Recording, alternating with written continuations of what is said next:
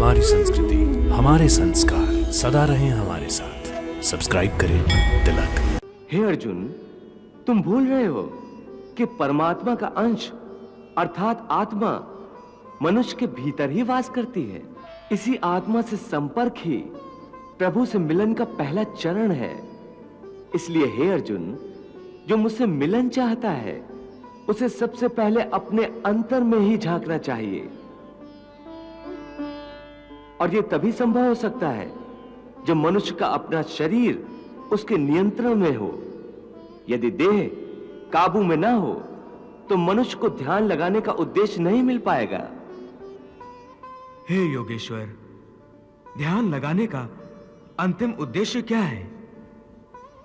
ध्यान योग का उद्देश्य परमात्मा से संपर्क करना होता है, परंतु इसके प्रथम चरण में मनुष्य को आत्मशुद्धि प्राप्त होती है, स्वच्छता मिलती है और ध्यान लगाने वाले का अंतर निर्मल हो जाता है।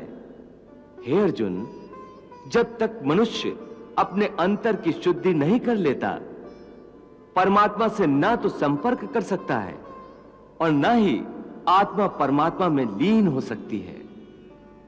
और यह भी समझ लो कि जब ध्यान लगाने का पहला उद्देश्य, क्योंकि अंतर शुद्धि है, इसलिए वो स्थान भी पवित्र होना चाहिए जहां ध्यान लगाया जाता है। हे अर्जुन, पूजा मन की साधना होती है और मन की साधना का विधि से क्या लेना देना। ये विधियां तो बनाने वालों ने बना दी हैं। मैं उन विधियों द्वारा पूजा करने वालों की पूजा भी स्वीकार कर लेता हूं, परंतु मैं ये नहीं देखता कि मेरा भक्त विधि अनुसार पूजा कर रहा है या नहीं। केवल पूजा करने वाले की भावना देखता हूं, उसके मन में मेरे प्रति प्रेम और भक्ति भाव है या नहीं, यह देखता हूं। जिस पूजा में विधि ही विधि हो और प्रेम तथा भक्ति ना हो, उस पूजा द्वारा कोई भी मुझे प्राप्त नहीं कर सकता। वाह प्रभु वाह। पूजा की विधि जाने न जाने, सेवा में निधि लाए न लाए। आवाहन के विसर्जन के कोई मंत्र सुनाए या न सुनाए। प्रेम ही भक्ति है, प्रेम ही पूजा, पूर्ण समर्पण मुझको भाए। मुझे संपूर्ण साधने की एक ही शर्त है, मुझ में मन लगाए, मेरा ध्यान लगाए। इस संबंध में एक विचार और है। आपका ध्यान लगाते समय मन में केवल आप रहें और संसार का कोई विचार बाधा ना डाले। इसका कोई तरीका तो होगा?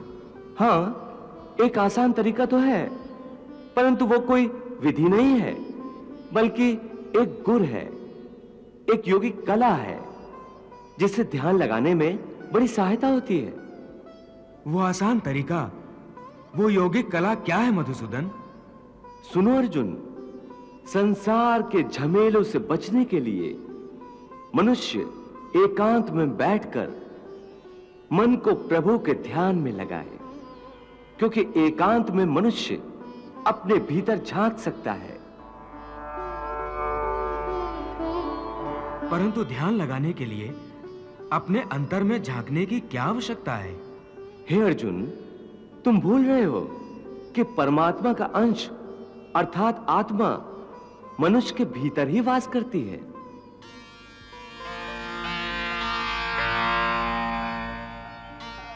इसी आत्मा से संपर्क ही प्रभु से मिलन का पहला चरण है। इसलिए हे अर्जुन, जो मुझसे मिलन चाहता है उसे सबसे पहले अपने अंतर में ही झांकना चाहिए।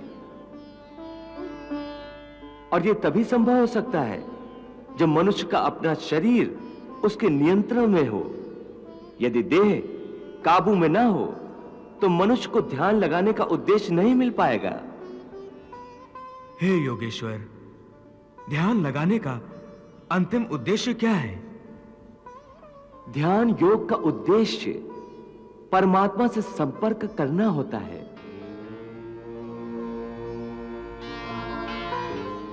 परंतु इसके प्रथम चरण में मनुष्य को आत्मशुद्धि प्राप्त होती है, स्वच्छता मिलती है और ध्यान लगाने वाले का अंतर निर्मल हो जाता है।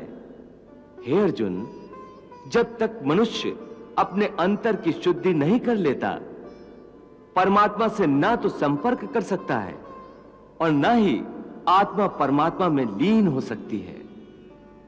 और यह भी समझ लो कि जब ध्यान लगाने का पहला उद्देश्य, क्योंकि अंतर शुद्धि है, इसलिए वो स्थान भी पवित्र होना चाहिए जहां ध्यान लगाया जाता है।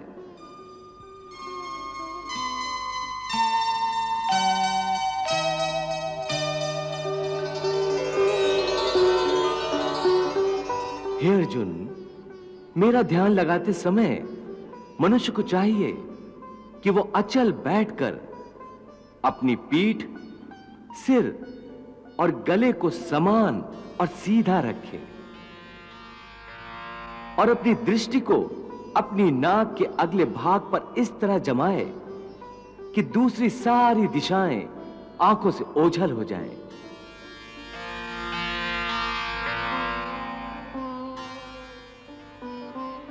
ऐसा करने से अपने आसपास के वातावरण से उसकी इंद्रियों का संपर्क टूट जाएगा और मनुष्य अपने अंतर में मन लगा सकेगा।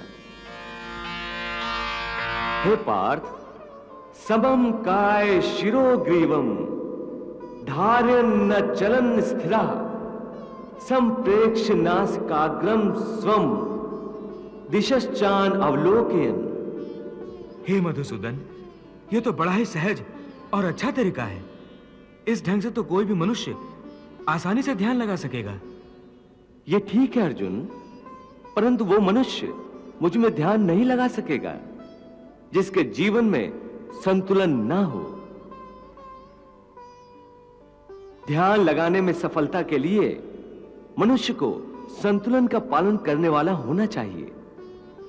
मेरे भक्त को चाहिए कि वो ना इतना खाए कि यूं लगे जैसे वो केवल खाने के लिए जीता है,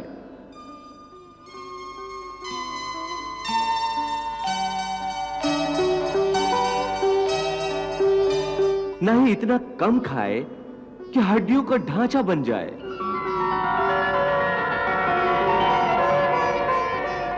न इतना सोए कि दिन को भी रात समझे, न इतना कम सोए कि रात को भी रात न समझे। युक्त आहार विहारस्य युक्त चेष्टस्य कर्मसु युक्त स्वप्नावबोधस्य योगो भवति दुःखः। यदि सुख मिले तो खुशियों से नाचने न लगे,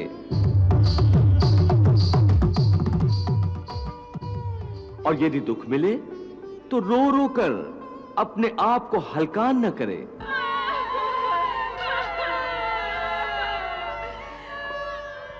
दुख सुख की हवा के झोंकों से न भड़कने बुझने वाला मनुष्य उस दीपक की ज्योति की भांति होता है जो तेज हवा में भी सीधी और अडोल रहती है।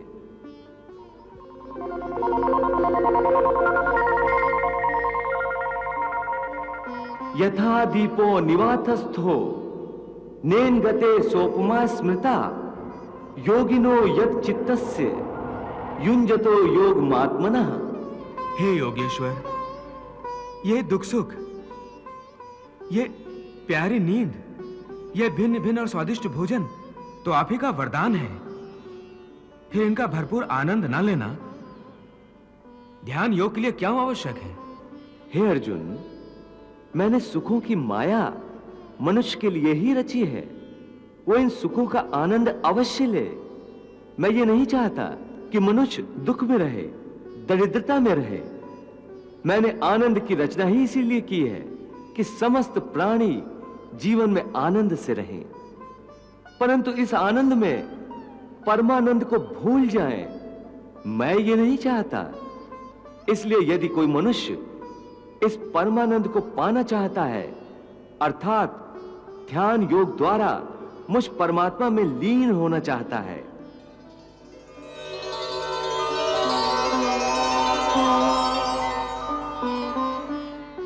उसके लिए आवश्यक है कि वो इस माया में उलझा न रहे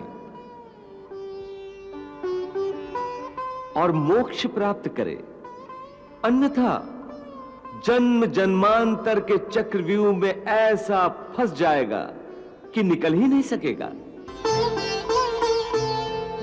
रूप है अनेक, भले जन्म है अनेक मेरे, मुझसे मिलने में अंतर इससे न आए रे।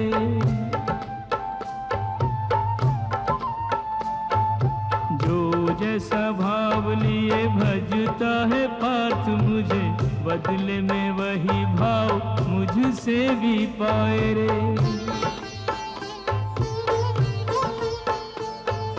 पूजा आराधना करे जो जिस रूप में, वो मेरा दर्शन उसी रूप में पाए रे।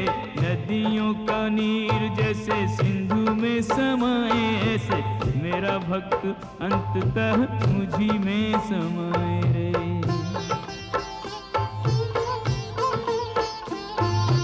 वाह प्रभु वाह। बहती रही गीता की गंगा, कर्म की धारा, भक्ति की धारा।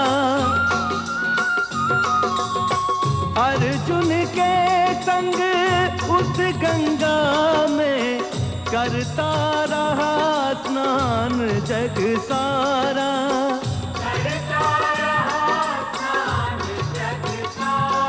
सब धर्मों के भेद भुला के एक मेरा शरणागत हो जा। मैं हर पाप से मुक्ति दूंगा, शोक न कर मेरी भक्ति में खो जा। शोक न कर मेरी भक्ति में खो जा। धर्म अधर्म के भेदों से न्यारे, अमर है गीता की बोल सारी।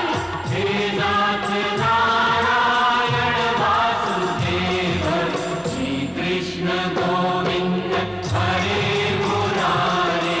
हे नाथ नारायण वासुदेव, विद्युमात